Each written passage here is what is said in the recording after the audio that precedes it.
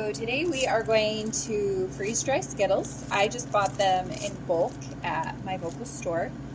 Freeze drying candy is actually one of the easiest things to freeze dry because you don't have to go through the entire process if you know how to set up your machine. So let me show you how to set up your machine and then we'll get these Skittles ready to go.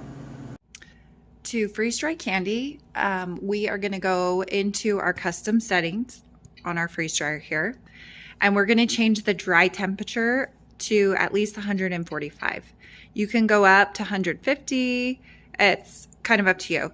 I find that we're doing Skittles today. 145 is just fine for Skittles, but for some other things you might want to go a little higher. And you can see on this, it changes it to candy high temperature mode. It just has extra dry time basically. It's just going to provide heat. Now if yours doesn't say candy or high temperature mode, that's just fine. You just want to change that dry temperature up to at least 145. And then I'm going to leave my extra dry time at 2 hours. If you want, you can do 3 or 4 hours, and that might depend on the candy that you're freeze drying. But today we're doing Skittles, and so this is perfect. And we're just going to click save. And then we're going to push start. And it is going to cool your vacuum chambers. So while it's doing that, we're going to get our Skittles ready. The machine is all set up. Now we're going to get our Skittles ready to go. So I'm just gonna pour some Skittles on the tray. And I'm gonna go ahead and do this whole little bag here. You can see that these Skittles are not taking up the whole tray. They're actually pretty spread apart. And I found with Skittles that as they freeze dry, they grow because they snap open. They pop open, and if they're too close together, they start making kind of a brittle. So it's like a Skittle brittle versus a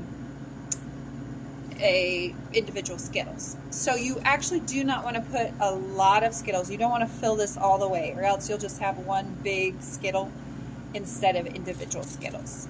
So you just want to partially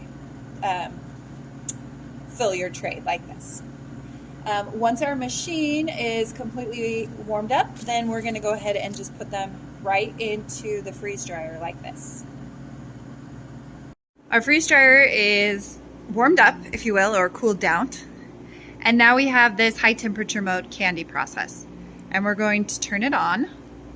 And so now our freeze dryer is ready for us to put candy in it.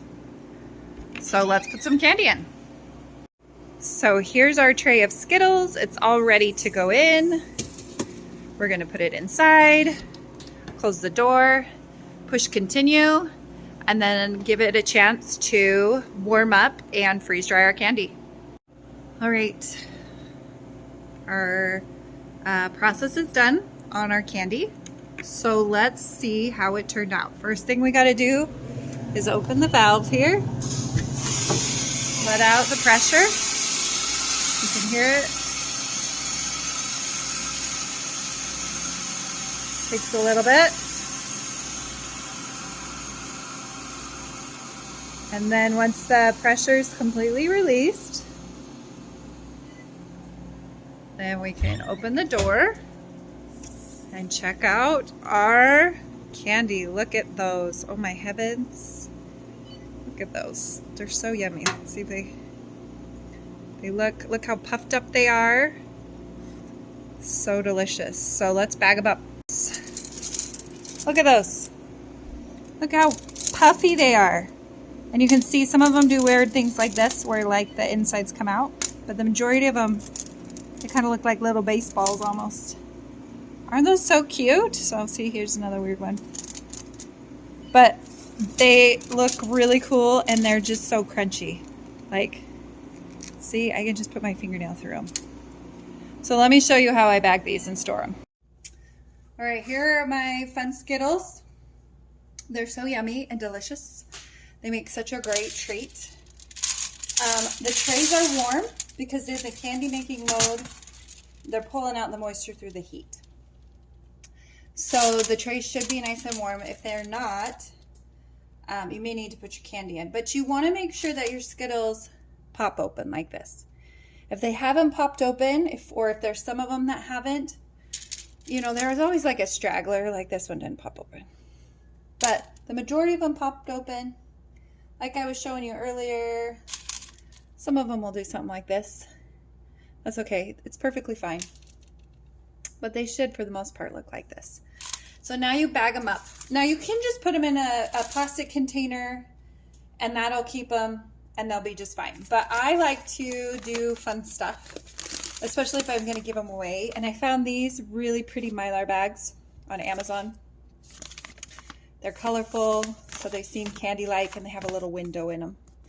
And I actually made some tags that are just little stickers that I stick right on the front. So when I'm storing them, I know what they are. I mean, the window gives it away, but it's still kind of fun.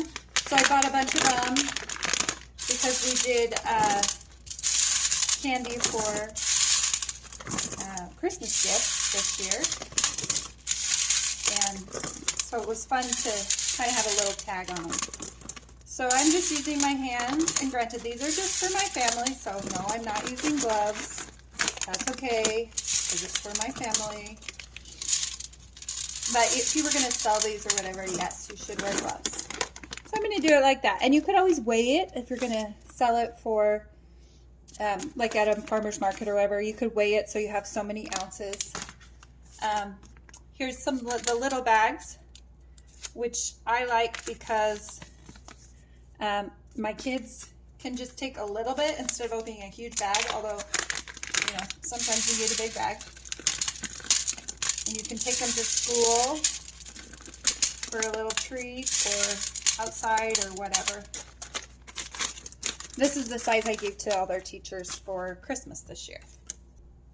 It's up to you whether you put a oxygen absorber in these or not. You can or you don't have to. It's kind of up to you.